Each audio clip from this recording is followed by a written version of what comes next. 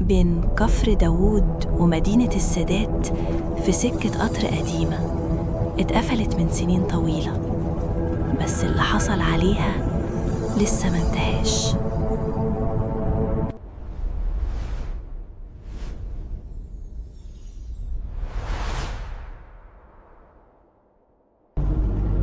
في سكة حديد قديمة مهجورة بين قريتين في الصعيد، كان في قطر زمان بيمشي مرة واحدة في اليوم الساعة 41 بالليل. من أكتر من 20 سنة القطر ده اتقلب في حادث غامض، مفيش حد عارف السبب الحقيقي. التحقيق اتقفل والخط اتشال من الخرائط.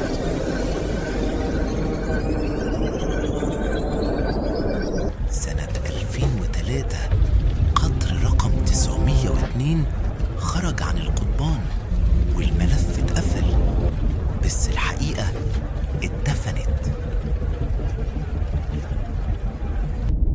الساعة 41 بالليل، ساعة الوقت فيها وقف، ومن ساعتها الحكاية ما خلصتش. في ليلة شتاء تقيلة، أحمد موظف سكك حديد سابق قرر يرجع المكان.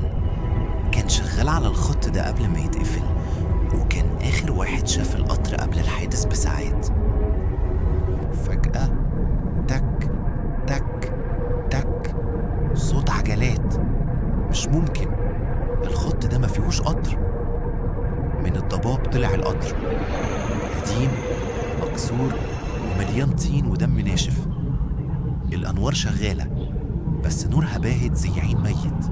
الأبواب فتحت لوحدها، ومن جوه ناس قاعدين على الكراسي ساكتين، وشهم أبيض وعيونهم سودة. الكمساري واقف وشه محروق، بص لأحمد وقال بصوت مبحوح: اتأخرت ليه؟ القطر مستنيك من 20 سنة. أحمد حاول يجري بس رجليه اتجمدت. الكمساري قرب وهمس: انت كنت عارف ان الفرامل بايظة. وسكت. في اللحظة دي القطر اتحرك، صرخة واحدة بس اتسمعت، وبعدها رجع الهدوء. لو شفت نور قطر الساعة 41 في المكان ده ما تقربش. مش كل القطارات رايحة محطة،